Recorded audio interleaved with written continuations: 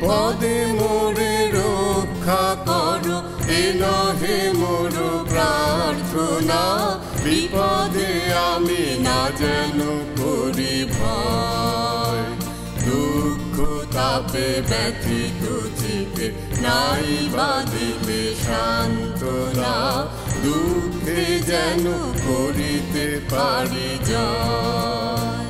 সহায় মোর না যদি জুটে, নিজেরও বল না যেন টুটে। সংসারেতে ঘটিলে ক্ষতি, লোভিলে শুধু বঞ্চনা। নিজেরও মনে না যেন মানে। সুপ্রিয় দর্শক, প্রমাণিত অপ্রমাণিত আইনের সহজ পাঠ আইন বিষয়ক অনুষ্ঠানে সবাইকে আমন্ত্রণ জানাচ্ছি। বাংলাদেশের প্রিয়াম্পশন বা অগ্রক্রয় সুবিচার, ন্যায়পরায়ণ, সুবিবেচনারই বিষয় নয়, বরং আইন দ্বারা সংরক্ষিত অধিকার। অগ্রক্রয় দুই ধরনের জমির ক্ষেত্রে হয়ে থাকে, কৃষি এবং অকৃষি। আমরা আমাদের আগের পর্বে কৃষি জমি নিয়ে আলোচনা করেছি। আমাদের এই পর্বের প্রসঙ্গ অগ্রক্রয় অকৃষি। আমাদের অনুষ্ঠানের দুটি অংশ থাকছে। প্রথম অংশে থাকছে নাটিকা এবং এর পরের অংশে থাকছে প্রাসঙ্গিক আলোচনা।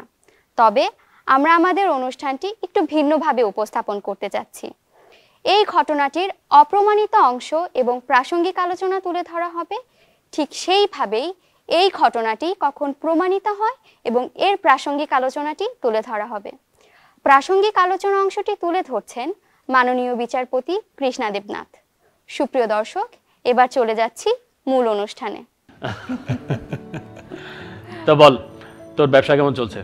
ওই তো চলছে আর কি। ভালো। আচ্ছা শোন, তোকে তো বলেছিলাম কান্তা বাইরের কয়েকটা ইউনিভার্সিটিতে ট্রাই করেছিল, তো কয়েকটা থেকে পজিটিভ রেসপন্সও এসেছে। বাহ, বেশ ভালো। কিন্তু সমস্যা হচ্ছে, তুই তো হয়তো বা জানিস যে আন্ডার গ্র্যাজুয়েশন প্রোগ্রামে ওদের তেমন কোনো স্কলারশিপের ব্যবস্থা নেই। আর সেই জন্যই আপনার বন্ধুর নজর পড়েছে ওই যে আমি বাবার বাড়ি থেকে একটা ফ্ল্যাট পেয়েছি সেটার উপরে। আরে ভাবি, অত চিন্তা করছেন কেন? আমরা আছি না। হ্যাঁ, তুই তো আছিস। তুই আছিস তোর গার্মেন্টস ব্যবসা নিয়ে। আমার মতো চাকরিজীবী মানুষের কষ্ট তুই বুঝবি কি করে? সত্যি কথা বলতে অনেকগুলো টাকাই লাগবে, আর তাই চিন্তা করলাম তোর ভাবি তার বাবা বাড়ি থেকে যে ফ্ল্যাটটা পেয়েছে সেটা বিক্রি করে দিয়ে যদি মেয়ের পড়াশোনা খরচটা হয়ে যায়, মন্দ কি তাতে? আমরা তো কখনো ওই ফ্ল্যাটে যে উঠবো না, বিপদে কাজে লাগলো। হ্যাঁ ভাই, তা ঠিক। আসলে হয়েছে কি, ওই ভাই বোনদের মাঝখানে একটা ফ্ল্যাট পাওয়া, সেটা নিয়ে ঝামেলা অনেক। হয়তো ভাড়া দিয়ে থাকবে, আজ এই ভাড়াটিয়া ঠিকমতো ভাড়া দেয় না, কাল কথা শোনে না, পরশু এই ঝামেলা। এই এত ঝামেলার মধ্যে কি দরকার?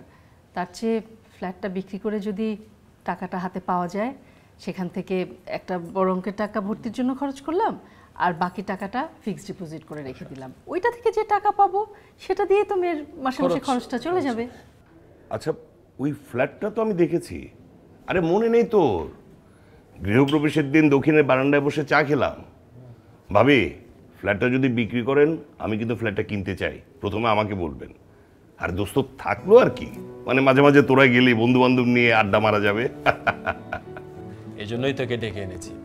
তোর তো আবার প্রপার্টি এক্সটেনশন করার একটা নেশা আছে, যদিও সেই ক্ষমতাও তোর আছে। সেটাই। আরে থাম থাম, আমি এখন উঠি। কি সিদ্ধান্ত নিলে আমাকে জানাস তাহলে। হ্যাঁ, ওকে। উঠবেন কি ভাই? চা খাবেন না? আর আমি নিজে হাতে মাছের চপ করেছি, সেটা কে খাবে? চাটা খাচ্ছি, সকাল সকাল একটু শান্তি মতো খেতে দাও, তারপর যাবো বাজারে। তো টেনশন করতেছো কেন? তাড়াতাড়ি খাও না। খাচ্ছি, রাখো। তো মানে মা, এই কি হয়েছে? আমার I-20 চলে আসছে। Congratulations, congratulations. মা, ইউনিভার্সিটিটা তো অনেক ভালো, আবার খরচও তো অনেক। মারবো এক থাপ্পড়। ইউনিভার্সিটির খরচও তো অনেক। তুই খরচের চিন্তা কি তোর নাকি? সেই চিন্তা আমরা অনেক আগে থেকেই করে রেখেছি, সেটা তোর চিন্তা করতে হবে না। তুই শুধু এখন যাবি, গিয়ে ঠিকঠাক মতো লেখাপড়াটা শেষ করবি। একদম মনোযোগ দিয়ে। তাই না? কি ভালো একটা খবর দিলি রে। স্যার, আপনারা তো মুসাফিরটা দেখে ফেলেছেন, তাহলে এখন ফাইনাল করে ফেলে? হ্যাঁ হ্যাঁ, ওভাবেই করুন। আচ্ছা শুনুন, ফ্ল্যাটের মূল্য 1 কোটি টাকা লিখছেন তো? 1 কোটি টাকা মানে? 1 কোটি টাকা লিখলে কি করে হবে? ভাবি, ওই 1 কোটি টাকা শুধু লেখালেখির বিষয় হচ্ছে, আপনি 3 কোটি টাকাই তো পাবেন। ম্যাডাম, আপনি এই ব্যাপারে কোনো চিন্তা করবেন না, এই এলাকাতে এই দামেই রেজিস্ট্রি হয়। মানে এই একটা মুশকিল রে দোস্ত, মানে দলিলের মূল্য নিয়ে একটা আলো আধারির খেলা। আমরা চাকরিজীবী মানুষ, মানে এগুলো আমাদের কাছে খুবই বিব্রতকর। আরে থাম তো, এখন যদি আমি ফ্ল্যাটের মূল্য 3 কোটি টাকা লিখি, এরপর বছর বছর আমার আরো কত জায়গায় কত টাকা দিতে হবে জানিস? দেশটা তো এইভাবেই চলছে রে। শুরু করেন তো, আপনি শুরু করেন। তাহলে স্টেম্পের কাজটা শেষ করে আজকে রেজিস্ট্রি অফিসে গিয়ে রেজিস্ট্রিটা করে ফেলি। হ্যাঁ, করে ফেলি। হ্যাঁ আজকে ঠিক আছে। ভাইয়া একটু সাক্ষীর জন্য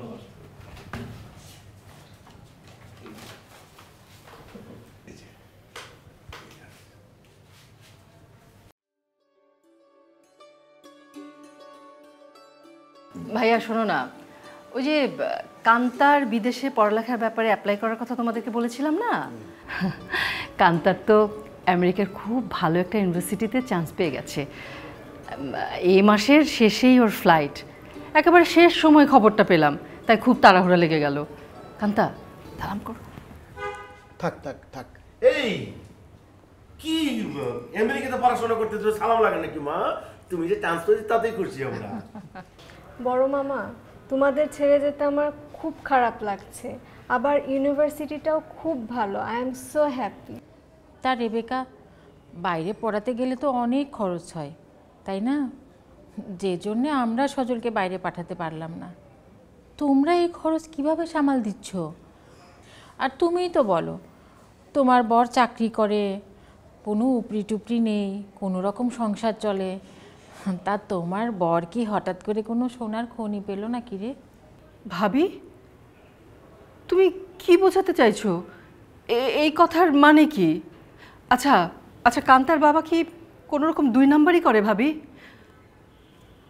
আব্বার কাছ থেকে আমি যে ফ্ল্যাটটা পেয়েছি, সেই ফ্ল্যাট বিক্রির টাকা দিয়েই আমি কান্তাকে বিদেশে পড়াশোনার জন্য পাঠাচ্ছি। মানে কি? ফ্ল্যাট বিক্রি করছিস মানে কি? আমরা জানলাম না, শুনলাম না, বুঝলাম না। তুই কিছু জানিস? মানে কে না কে ফ্ল্যাটটা কিনলো বুঝলাম না, আমাদের বাপ দাদা সম্পত্তির মধ্যে বাইরে একটা লোক এসে ঢুকবে, এটা কোনো কথা ডেকে মেনে নেওয়া যায়? আহা ভাইয়া, এত রাগ হচ্ছ কেন? আমাকে একটু বলতে দাও না। ফ্ল্যাটটা যার কাছে বিক্রি করেছি সে অপরিচিত কেউ না, তাকে তোমরা চেনো। ওই যে তোমার জামাইয়ের বন্ধু মুর্শেদ ভাই, সে তো ভাড়াটিয়াদেরকে বলেও দিয়েছে ফ্ল্যাট ছেড়ে দিতে। আগামী মাসে ওই ফ্ল্যাটের ইন্টেরিয়র ডিজাইনিং এর কাজ শুরু করবে। আরে থাম থাম, একদম কথা বলা শুরু করলে থামিস না। তোর বিষয় সম্পত্তির প্রতি কোনো জ্ঞান আছে? কোনো সেন্স আছে? কোনো সেন্স বা জ্ঞান কোনোটাই নাই। আমি বুঝতে পারছি এই সম্পূর্ণ হচ্ছে কান্তার বাবা এগুলো করাচ্ছে, তার বুদ্ধিতে এগুলো হচ্ছে। আমরা বোকা না, বুঝি সব কিছু। আচ্ছা ভাইয়া, আমি একটা জিনিস বুঝতে পারছি না। ওর ফ্ল্যাট ও বিক্রি করবে, তাতে অসুবিধা কি? ওর টাকার প্রয়োজন আছে, বিক্রি করছে। সবচেয়ে বড় কথা হচ্ছে একটা গুড নিউজ, আমাদের বাগ্নি ইউএসএতে পড়তে যাবে। বিষয়টাকে আমরা সেলিব্রেট করি। আরে কাহাম্মক আসছে। হ্যাঁ, আমি যদি না থাকি এখন তো দেখতেছি বাপ দাদার সম্পত্তি তোরা রক্ষাই করতে পারবি না। লম্বা লম্বা কথা খালি।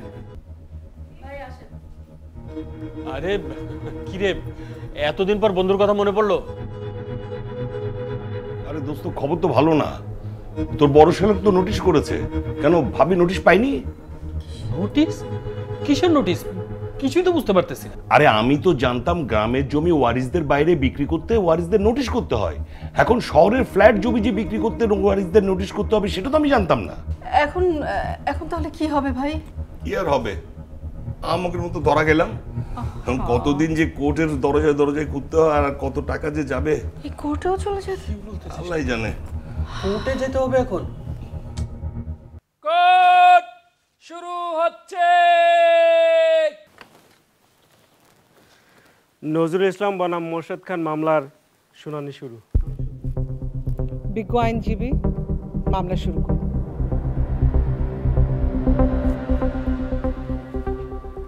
Your Honor, Non-Agricultural Tennessee Acted 24 সেকশনে বাদী এই মামলাটি করেছেন। এই জমির অরিজিনাল মালিক হচ্ছে জয়নুল ইসলাম। তিনি এই জমিতে 3 তালা বিশিষ্ট একটি ভবন নির্মাণ করেন, যার 6টি ফ্ল্যাট আছে। তার মৃত্যুর পর তার 2 মেয়ে 2টি এবং দুই ছেলে দুটি করে 4টি ফ্ল্যাট প্রাপ্ত হন। নালিশে উল্লেখিত তারিখে মামলার 2 নং প্রতিপক্ষ রেবেকা আলী উত্তরাধিকার সূত্রে প্রাপ্ত ফ্ল্যাট মালিকদের কাউকে কোনো রকম নোটিশ না দিয়ে এবং আমার দরখাস্তকারী সহ অন্যান্য কাউকে কিচ্ছু না জানিয়ে ফ্ল্যাটটি বিক্রি করে দেন মামলার প্রথম প্রতিপক্ষ মোর্শেদ খানের কাছে। এই বিষয়টি জানার পর আমার ক্লায়েন্ট নজরুল ইসলাম আইনের নির্দিষ্ট সময়ের মধ্যেই প্রিএমশনের এই মামলাটি করেন আইনানুগভাবে। বিজ্ঞ আইনজীবী, আপনার সাক্ষী থাকলে দিয়ে দিন। সাক্ষী নজরুল ইসলাম হাজির।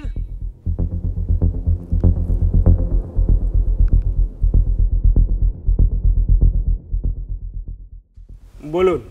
যাহা বলিব সত্য বলিব। যাহা বলিব সত্য বলিব। সত্য বই মিথ্যা বলিব না। সত্য বই মিথ্যা বলিব না।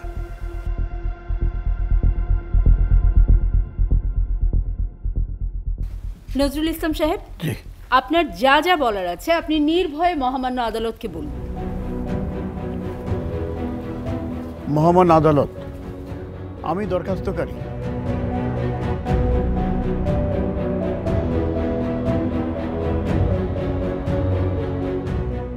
জেরা শুরু করুন বিজ্ঞ আইনজীবী।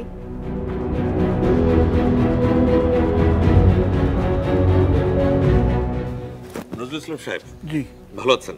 জি। আপনি আপনার বোন রেবেকাকে তো একদম ছোটবেলা থেকে কোলে পিঠে করে মানুষ করেছেন। জি, রেবেকার ভালো মন্দ নামই সব। বাহ, আমরা আমাদের দেশের প্রতিটি ঘরে ঘরে এরকম আদর্শ ভাই বোন চাই। তা রেবেকা যখন তার মেয়েকে ইউএসএতে লেখাপড়া করাতে পাঠাতে চান এবং তার অর্থনৈতিক একটু অসঙ্গতি চলছিল, সেটা তো প্রথমে আপনাকেই জানান। তখন আপনি বলেন যে আপনার হাত টানাটানি চলছিল, তাকে ফ্ল্যাট বিক্রি করে মেয়ের পড়াশোনার খরচ জোগানোর কথা, তাই তো? না না, এটার সম্পূর্ণ মিথ্যা। মানে রেবেকার মেয়ে যাওয়ার 2-3 দিন আগে আমরা এই ব্যাপারটা জানতে পারি, মানে বিক্রির প্রথম ব্যাপারটা জানতে পারি। উনি সম্পূর্ণ মিথ্যা কথা বলছেন মাই লর্ড।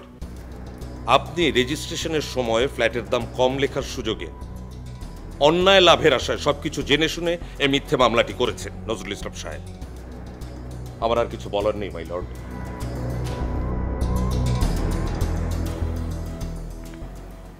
আচ্ছা দেখুন তো, এই দলিলে আপনি উত্তরাধিকার সূত্রে সম্পত্তি প্রাপ্ত ওয়ারিসদেরকে নোটিশ করেছিলেন কিনা দেখুন। না না, আসলে তখন কাউকে নোটিশ করা হয়নি। দ্যাটস অল ইওর অনার, আমার আর কিছু বলার নেই। বিজ্ঞ আইনজীবী, আপনার সাক্ষী থাকলে দিয়ে দিন। সাক্ষী মোর্শেদ খান হাজির। বলুন। যাহা বলিব সত্য বলিব। যাহা বলিব সত্য বলিব। সত্য বই মিথ্যা বলিব না। সত্য বই মিথ্যা বলিব না। মোর্শেদ খান, আপনার যা যা বলার আছে আপনি মাননীয় আদালতের সামনে তুলে বলতে পারেন। ইওর অর্ডার, আমি এই মামলার 1 নম্বর প্রতিপক্ষ। আমি এই নালিশি জমিসহ ফ্ল্যাটটি রেবেকা আলীর কাছ থেকে ক্রয় করি। বাদীপক্ষ সবসময় এই বিক্রির কথা জানত। অন্যায় লাভের আশায় বাদীপক্ষই মোকদ্দমা দায়ী করেন। জেরা করুন। মোর্শেদ খান, জি। আপনি বললেন যে এই বিক্রির কথা বাদী সবসময় জানতেন, তাই না? জি হ্যাঁ। কিভাবে জানতেন সেটা একটু আপনি মহামান্য আদালতে বলবেন কি?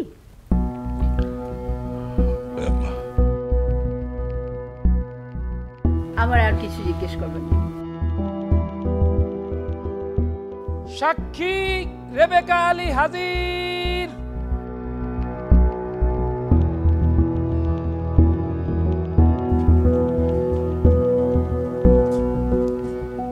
বলুন। যাহা বলিব সত্য বলিব। যাহা বলিব সত্য বলিব। সত্য বই মিথ্যা বলিব না। সত্য বই মিথ্যা বলিব না।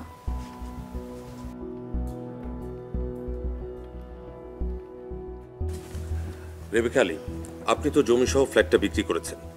আপনি মহামান্য আদালতকে সবকিছু খুলে বলুন। জি মহামান্য আদালত, আমি আমার মেয়ের আমেরিকায় পড়াশোনার খরচ চালানোর জন্য ফ্ল্যাটটা বিক্রি করেছি। আসলে গত বছর আমার ভাইয়ার ছেলে ইউএসএতে পড়াশোনা করার জন্য অ্যাপ্লাই করে, কিন্তু কোনো সুযোগ পায়নি। আর এবছর আমার মেয়ে অ্যাপ্লাই করে সুযোগ পাওয়ায় আমার ভাবির পরামর্শ অনুযায়ী ভাইয়া এই মামলাটা করে, একেবারেই হিংসার বশবর্তী হয়ে। জেরা করুন। রেবেকা আলী, হিংসের কথা ভুলে যান। আপনি বলুন তো, এই ফ্ল্যাট জমি বিক্রি করার সময় আপনি কি আপনার ভাইকে কোনো নোটিশ করেছিলেন, জানিয়েছিলেন কিছু? না। That's all your order. আপনাদের সাক্ষ্য প্রদান শেষ তো? তাহলে আগামী সোমবার দুপক্ষেরই আর্গুমেন্ট শুনে রায়।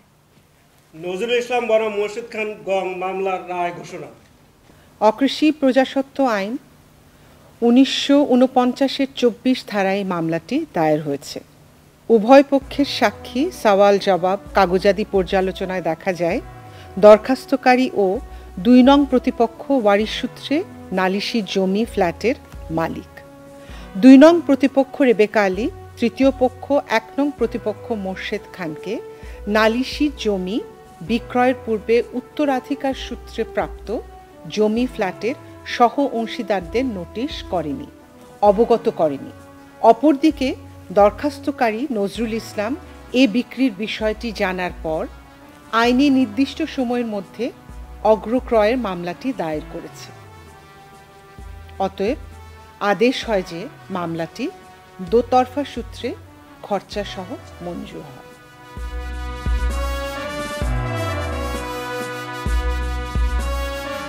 আজকে আমাদের আলোচনার বিষয়বস্তু হলো অকৃষি জমিতে অগ্রক্রয়।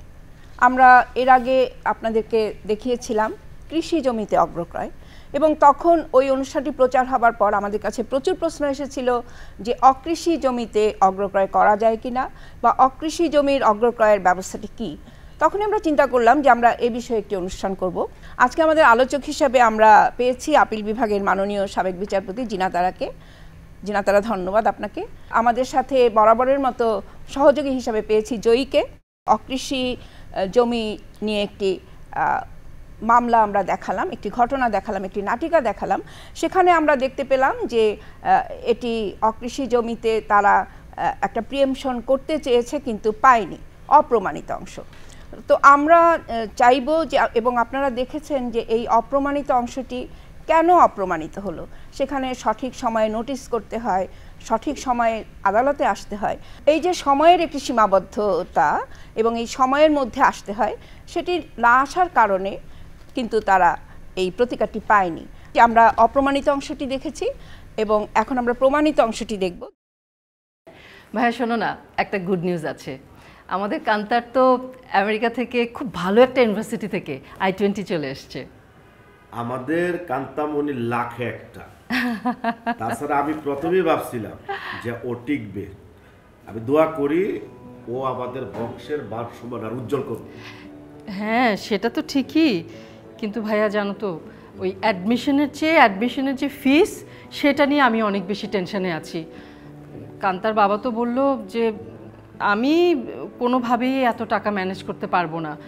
যদি টাকা ম্যানেজ নাই হয় কোনোভাবে, তাহলে ওই আব্বার কাছ থেকে আমি যে ফ্ল্যাটটা নিয়েছি, সেই ফ্ল্যাটটা যেন বিক্রি করে টাকা জোগাড় করি।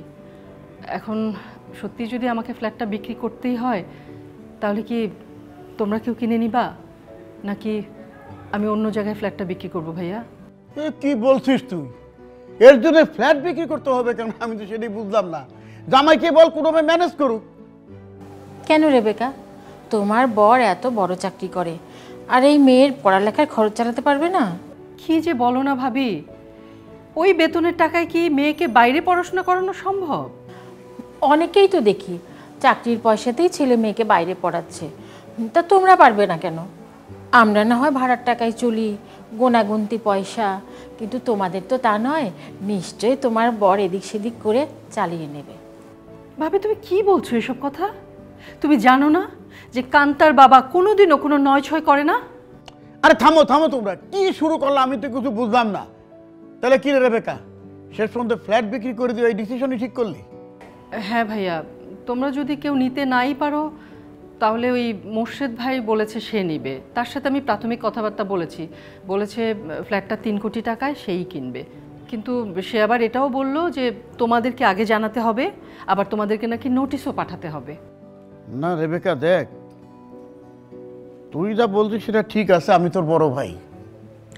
বাপ দাদার বিষয় সম্পত্তি নিজেদের মধ্যে রাখতে পারলে ভালো, কিন্তু এই মুহূর্তে আমি 3 কোটি টাকা কোথায় পাবো বল? আমার তো 2টে ফ্ল্যাট, একটাই থাকি আর একটা ভাড়া দিয়ে খাই। আর সবচেয়ে বড় কথা হচ্ছে যে নিজের ফ্ল্যাট বিক্রি করে ছেলেকে পাঠাবো, তাহলে খাবো কি সেই চিন্তা করে তো সদলে পাঠানো হলো না।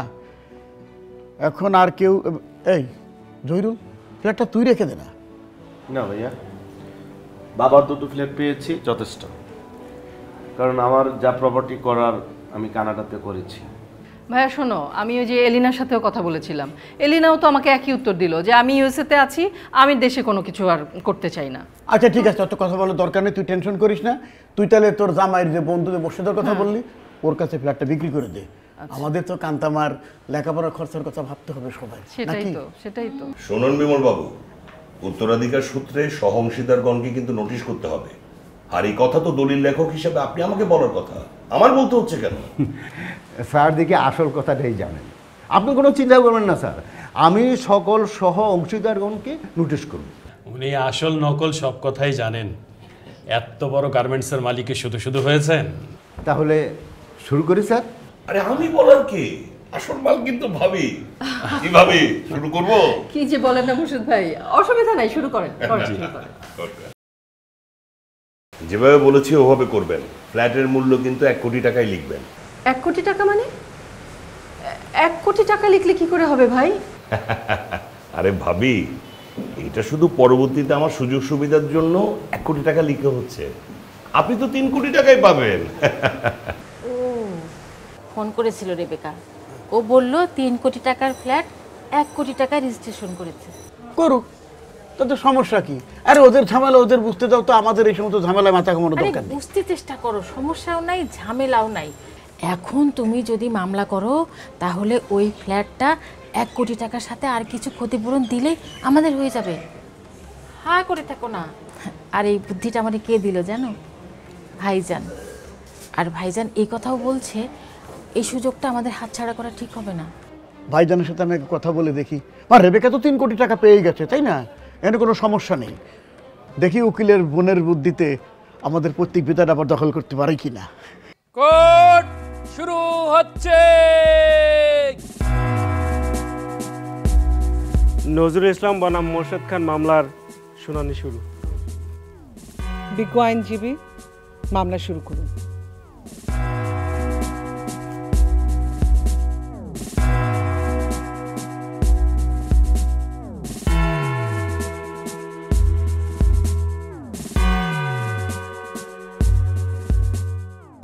সাক্ষী শুরু করুন। সাক্ষী নজরুল ইসলাম হাজির। নজরুল ইসলাম, জি, আপনার যা বলার আছে আপনি মহামান্য আদালতে সেটা নির্ভয় বলুন। মহামান্য আদালত, আমি দরখাস্তকারী। আমার বোন রেবেকা আমাদের বাবার কাছ থেকে প্রাপ্ত জমিতে যে ফ্ল্যাট, সেই ফ্ল্যাট তৃতীয় পক্ষকে বিক্রি করে দেয় আমাদের কাছে কোনো কিছু জিজ্ঞেস না করে। 7-8 মাস পর এটা আমি জানতে পারি এবং এই মামলা করি। আমি প্রিয়েনশনের আদেশ চাই মহামান্য আদালত। জেরা শুরু করুন বিজ্ঞ আইনজীবী।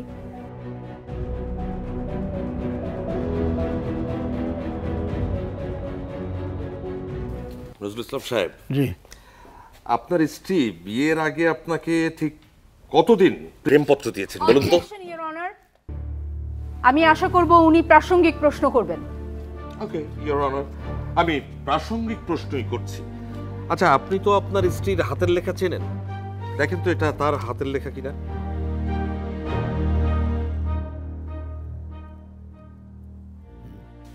হায় আল্লাহ, এই চিঠিটা তো আমার স্বামীর হয়ে আমিই সই করে নিছিলাম, কিন্তু কথাটা তো আমি ভাইজান যে সজলের ব্যাপারে কাউরে কই নাই। কপাল আমার।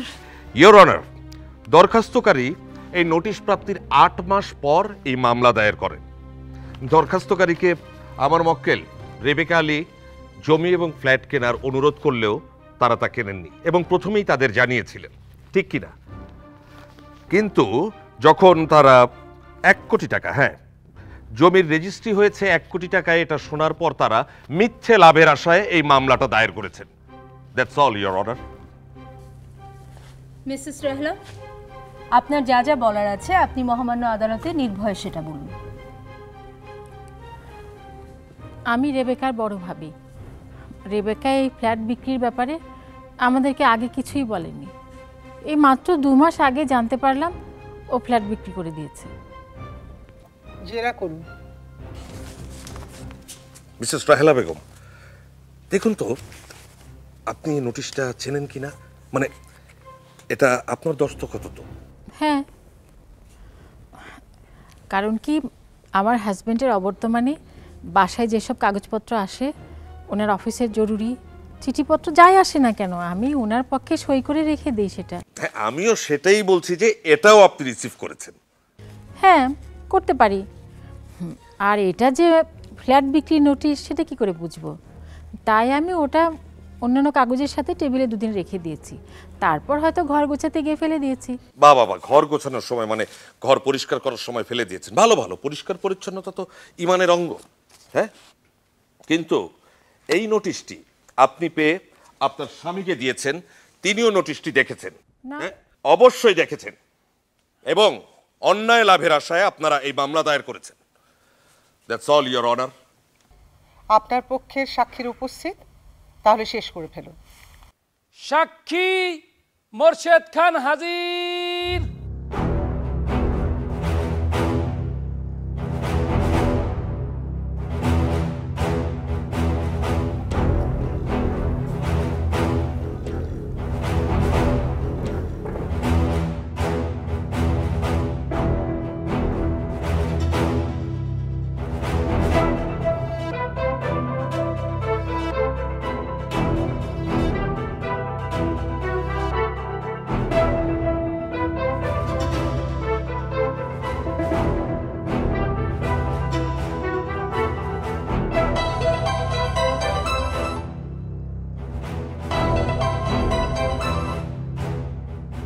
সাক্ষী রেবেকা আলী হাজির।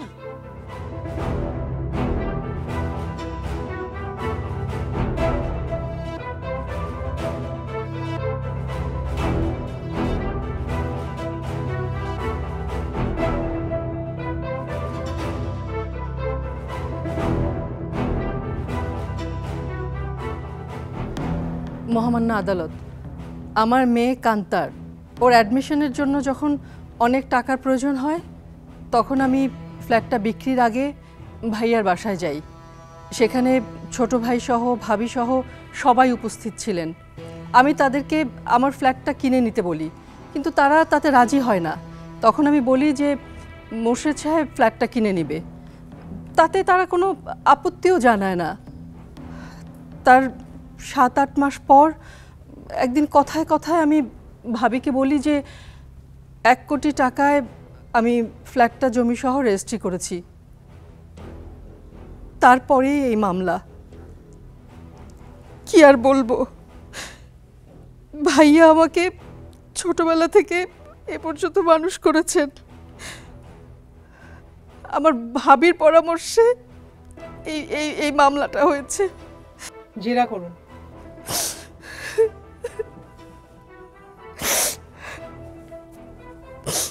আহারে, থ্যাংক ইউ। মিসেস রাহেলা, আপনি এতক্ষণ যা যা বললেন একদম বানোয়াট একটা মিথ্যা গল্প বললেন। না ইউর অনার, আপনি কখনো আপনার ভাইকে বা তার ফ্যামিলিকে এই জমি বিক্রির কথা জানাননি। না, আমি জানিয়েছি। অফ কোর্স আপনি জানান। আমি একটি কথা মিথ্যা কথা বলিনি ইউর অনার, আমি যা বলেছি সত্যি বলেছি। আপনি আদালতে মিথ্যা কথা বলছেন। That's all your honour.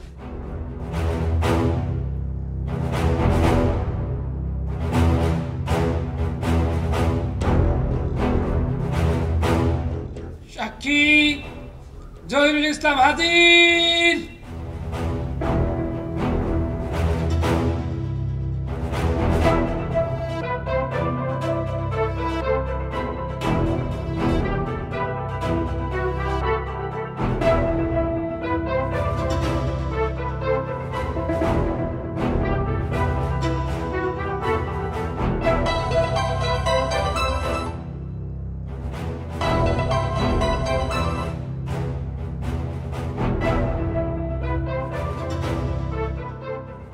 আমার ভাগ্নি কান্তার পড়াশোনার জন্য এবং ভবিষ্যতের কথা চিন্তা করে রেবেকা তার ফ্ল্যাটটি বিক্রি করার জন্য আমার বড় ভাইয়ের কাছে তার বাসায় আসে, এসে ফ্ল্যাট বিক্রির প্রস্তাব দেয়।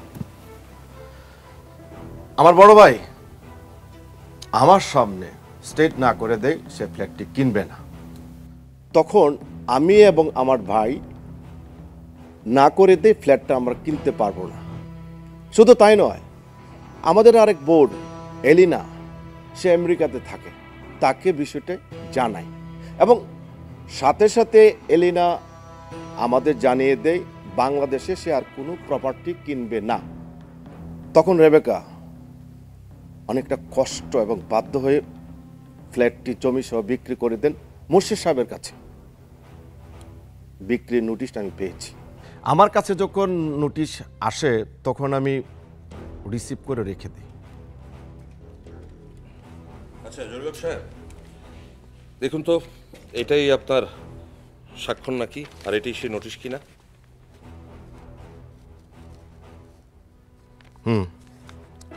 এটাই আমার স্বাক্ষর।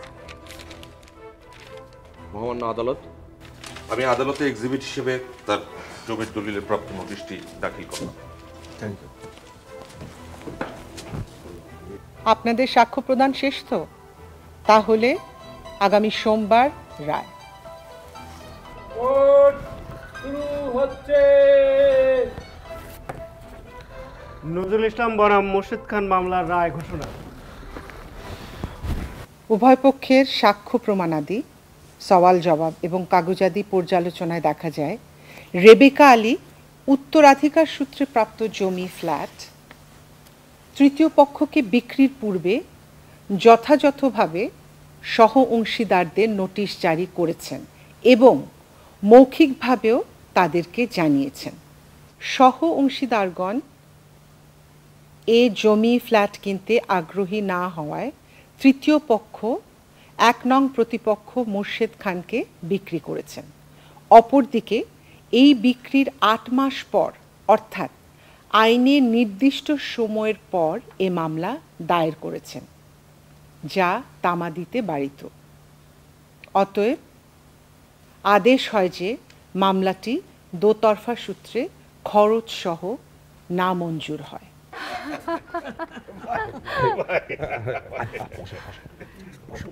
থ্যাংক ইউ ভাই।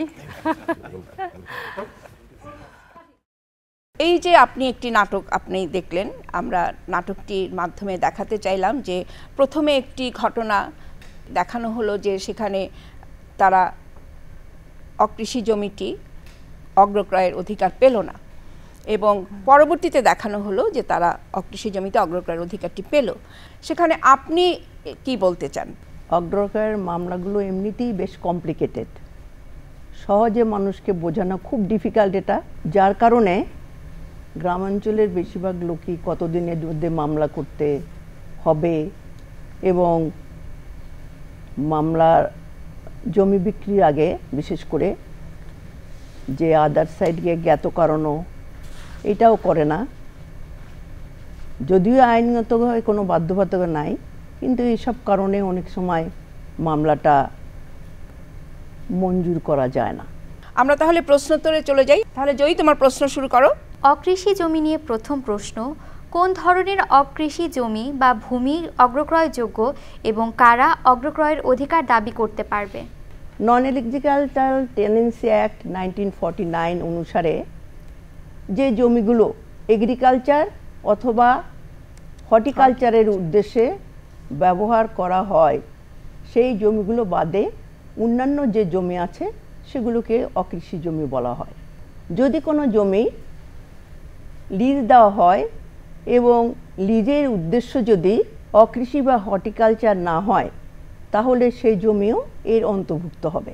হোমস্টেড বা বসতবাড়ির জমি এগ্রিকালচার বা হর্টিকালচারের উদ্দেশ্যে মূলত যে জমি লিজ দেওয়া হয়েছিল, যদিও এটা সেই উদ্দেশ্যে ব্যবহার নাও হতে পারে, সেই জমি এবং চা বাগান অর্থাৎ চা চাষ এবং চা তৈরি বা ম্যানুফ্যাকচার এই জমি, এগুলো অকৃষি জমির মধ্যে পড়ে না। অকৃষি ভূমি অগ্রক্রয়ের অধিকার শুধুমাত্র ওয়ারিশ সূত্রে যারা সহশরিক তাদেরই আছে, অন্য কারো অকৃষি জমি অগ্রক্রয় বা প্রিয়ামশনের অধিকার নাই। পৌর এলাকা অথবা সিটি কর্পোরেশনের এলাকায় অবস্থিত যে জমিগুলি সেগুলো কিন্তু অকৃষি জমি হিসাবে গণ্য হয়। যারা উত্তরাধিকার সূত্রে একমাত্র ওয়ারিশ তারাই অকৃষি জমিতে প্রিয়ামশন করতে পারবে বা অগ্রক্রয় করতে পারবে। জয়ী, আমরা এখন দ্বিতীয় প্রশ্নটি শুনে নিই। একজন হিন্দু নাগরিক অকৃষি জমি প্রিয়ামশন করতে পারবে কিনা, হিন্দু নাগরিকদের উত্তরাধিকার আইনে এই অগ্রক্রয়ের সম্ভব কিনা? মুসলিম আইনে কিন্তু অগ্রক্রয় বা স্ট্যাটিউটারি ল অনুযায়ী অগ্রক্রয় করতে পারে সবাই, হিন্দু মুসলিম সবাই, কিন্তু মুসলিম আইনে যেমন মোহামেডান লতে আলাদা প্রিয়ামশন আছে, হিন্দু আইনে সেটা নেই। সেই ক্ষেত্রে আমার মনে হয় এই প্রশ্নটি অত্যন্ত পার্টিনেন্ট প্রশ্ন। জাতি, ধর্ম, বর্ণ নির্বিশেষে সবার জন্য প্রযোজ্য একটি আইন, সুতরাং হিন্দু নাগরিকরাও অগ্রক্রয়ের অধিকার রাখে। আমরা পরের প্রশ্নে যাই। জয়ী, নারীদের অগ্রক্রয়ের অধিকার আছে কিনা এবং নারীরা এই অধিকার আদায়ে আদালতে প্রিয়ামশনের মামলা দায়ের করতে পারবে কিনা? নারীদের অগ্রক্রয়ের অধিকার অবশ্যই আছে, তার কারণ এই আইনটি নারী পুরুষ উভয়ের ক্ষেত্রেই প্রযোজ্য। এখানে নারী বা পুরুষ হিসাবে কাউকে পার্থক্য কোনো করা হয়নি। এ কারণে নারীরাও অগ্রক্রয়ের অধিকারের জন্য আদালতে মামলা করতে পারবে। কনস্টিটিউশনে নারী পুরুষের সমান অধিকার আছে, সেক্ষেত্রে পারিবারিক যে আইনগুলো সেগুলোতে নারী পুরুষের সমান অধিকার নেই, সেখানে এই প্রশ্ন আসতে পারে।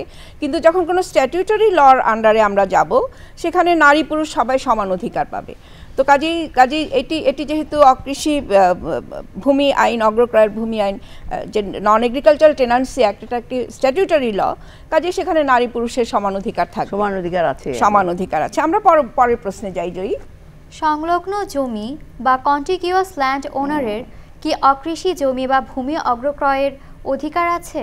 নন এগ্রিকালচারাল টেনেন্সি অ্যাক্টে আসলে শুধুমাত্র ওয়ারিশ সূত্রে যারা সহশরিক তাদেরই অগ্রক্রয়ের অধিকার আছে। ফলে সংলগ্ন জমির যে মালিক তার কিন্তু অগ্রক্রয়ের অধিকার নাই। এছাড়াও আসলে ক্রয় সূত্রে, দান সূত্রে, তারপরে আপনার মামলার ডিক্রি সূত্রে, তারপরে বদলি সূত্রে বা এক্সচেঞ্জের সূত্রে যারা কোশরিক হয়েছেন বা সহশরিক হয়েছেন তাদের ক্ষেত্রেও কিন্তু অকৃষি ভূমি অগ্রক্রয়ের কোনো সুযোগ নাই। কৃষি জমির অগ্রক্রয় এবং অকৃষি জমির অগ্রক্রয়ের যদি একটা পার্থক্য দেখি, তাহলে বলতে পারি যে এখন কিন্তু আইনটা অনেক সহজ হয়ে গেছে কৃষি জমির ক্ষেত্রেও এবং অকৃষি জমির ক্ষেত্রেও। অকৃষি জমিতে প্রথম থেকেই ছিল শুধুমাত্র ওয়ারিশ সূত্রে যারা অংশীদার তারাই করতে পারবে, কিন্তু আপনার কৃষি জমিতে এতদিন পর্যন্ত ছিল যারা ওয়ারিশ সূত্রে অধিকারী আছে, যারা খরিদ সূত্রে অধিকারী হয়েছে এবং কন্টিগুয়াস ল্যান্ড ওনার যারা পার্শ্ববর্তী জমি। কিন্তু বর্তমান আইনে কৃষি জমিতে আপনার শরিক সূত্রে যারা আছে শুধুমাত্র তারাই করতে পারবে, কিন্তু যারা ক্রয় সূত্রে শরিক হয়েছে অথবা কন্টিগুয়াস ল্যান্ড ওনারদেরকে বলা হয়েছে যে তারা পারবে না। জয়ী, তুমি আমাদেরকে পরের প্রশ্নটি করো। পৈতৃক ওয়ারিশ সূত্রে পাওয়া বাড়ির 4টি ফ্ল্যাটের মধ্যে দুটি আমার ভাইয়ের। আমার ভাইয়ের সাথে আমরা দীর্ঘ 5 বছর কথা বলি না, আমাদের মুখ দেখা দেখি নেই। আমি এখন আমার 2টি ফ্ল্যাটের একটি আমার স্ত্রীর ভাইয়ের কাছে বিক্রি করতে চাই। আমার ভাইকে নোটিশ না করে কোনোভাবেই কি আমি আমার ফ্ল্যাট আমার স্ত্রীর ভাইয়ের কাছে বিক্রি করতে পারি? ওয়ারিশ সূত্রে পাওয়া নন এগ্রিকালচারাল বা কৃষি জমি বিক্রির পূর্বে কিন্তু আইনগত নোটিশ দেওয়ার কোনো বিধান নাই। কিন্তু যখন জমি বিক্রিত জমি রেজিস্ট্রেশনের সময় একটা নির্ধারিত ফর্ম আছে, এই ফর্ম পূরণ করে রেজিস্ট্রি অফিসে জমা দিতে হয়। রেজিস্ট্রি অফিসে দাখিলের পরে এই বিক্রয় সম্পর্কে নোটিশ দেয় কোশেয়ারদেরকে। তখন যেটা হবে, আপনি বিক্রি করতে পারবেন, কিন্তু এই নোটিশটা রেজিস্ট্রি অফিসে পাওয়ার পর অথবা যদি নোটিশ না পায় অন্য কোনোভাবে যদি সহশরিক ভাই জানতে পারেন যে এই জমিটা বিক্রি হয়েছে, সেক্ষেত্রে তার সহশরিক হিসাবে উক্ত ভূমি অগ্রক্রয়ের অধিকার থাকবে। অর্থাৎ জমিটা আপনি বিক্রি করতে পারেন, কিন্তু আপনার ভাই এটা প্রিএমশন করতে পারবে। আমরা সবশেষ প্রশ্নে চলে যাই। অকৃষি জমি আংশিক প্রিয়াম্পশন করা যায় কি? এই বিষয়ে আসলে উচ্চ আদালতের বিভিন্ন সিদ্ধান্ত আছে এবং সিদ্ধান্ত অনুযায়ী অকৃষি জমি বা সম্পত্তি আংশিক প্রিয়াম্পশন মঞ্জুর করা যাবে না। অর্থাৎ আংশিক বা পার্শিয়াল প্রিয়াম্পশন করা যায় না। তবে এই বিষয়ে একটা কথা বলতে হয়, সেটা হলো যদি কয়েকজন কোশেয়ারার বা সহশরিক একই সাথে একই স্ট্যাটাসে যদি হয় তারা, তাই হ্যাঁ, সহশরিক বা ইনহেরিটেন্স হতে হবে, ইনহেরিটেন্স ছাড়া তো হবেই না। তারা যদি প্রিএমশনের মামলা করে তখন আদালত কিন্তু সেক্ষেত্রে ন্যায়সঙ্গতভাবে যখন মামলা রায় দিবেন, যদি মামলাটা মঞ্জুর করার মতো হয়, সেক্ষেত্রে ওই সম্পত্তিটা অ্যাপোর্শনমেন্ট বা বন্টন করে দিতে পারেন। 4টি ফ্ল্যাট 4জন কোশেয়ারার তারা চাইলো আদালতের কাছে, তখন কোর্ট একটি একটি ফ্ল্যাট করে ভাগ করে দিতে পারে। সেক্ষেত্রে আংশিক প্রিএমশন প্রযোজ্য হতে পারে, তাই তো? সেক্ষেত্রে অ্যাকচুয়ালি আংশিক প্রিএমশন প্রযোজ্য হচ্ছে না, মামলা প্রিএমশনটা করবে কোর্ট নিজে, তখন এটা অ্যাপোর্শনমেন্ট বা বন্টন করে দিবে। কিন্তু মামলাটা ওইভাবে করা যাবে না। মামলায় যে আমি করব যে না আমি এই একটা ফ্ল্যাট প্রিএমশন চাই, তাই পারবো না। বিক্রিত যদি একসাথে হয় সবগুলোরই প্রিএমশন যাবে, অনলি কোর্টই এই অ্যাপোর্শনমেন্টটা আইনানুগভাবে করে দিতে পারবে। আমাদের যোগাযোগের ঠিকানাগুলো একটু বলে দিই। সুপ্রিয় দর্শক, আইন বিষয়ক সকল ধরনের প্রশ্ন করতে আপনারা আমাদের ফেসবুক পেজটি ভিজিট করতে পারেন। ফেসবুক পেজটি হলো www.facebook.com/btv.gov.bd এবং আমাদের ইউটিউব চ্যানেলটি হলো www.youtube.com/@bangladeshtelevision.bd। ধন্যবাদ। জয়ী, তোমাকে অনেক ধন্যবাদ। আমরা আমাদের আলোচনা আজকে যেটা করলাম, আমরা এর আগে চেষ্টা করেছি কৃষি জমির অগ্রক্রয় নিয়ে, আজকে চেষ্টা করলাম অকৃষি জমির অগ্রক্রয় নিয়ে। এটাই খুব ডিফিকাল্ট সাবজেক্ট। আমাদের বোধহয় দুটো জিনিস মনে রাখলে চলবে, যে আমাদের কখন নোটিশ করতে হয় এবং কখন আমাদেরকে আদালতে আসতে হয়। তো আমরা এই বিষয়গুলো আমরা সহজভাবে আপনাদের সামনে যাওয়ার চেষ্টা করছি। আমরা জানি না কতটা যেতে পারছি, যদি সামান্যতমও যেতে পারি তাহলে আমাদের আজকের এই উদ্যোগ সার্থক। আপনাকে অনেক ধন্যবাদ, আপনি আমাদের সাথে এসেছেন, এতক্ষণ সময় দিয়েছেন, আপনার মূল্যবান সময়। ধন্যবাদ। আমাদের আজকের অনুষ্ঠানটি আমরা এখানেই শেষ করছি। আমরা এরপর নিশ্চয়ই নতুন কোনো বিষয় নিয়ে আপনাদের সামনে আবার হাজির হব। আপনাদের সহযোগিতা আমাদের কাম্য।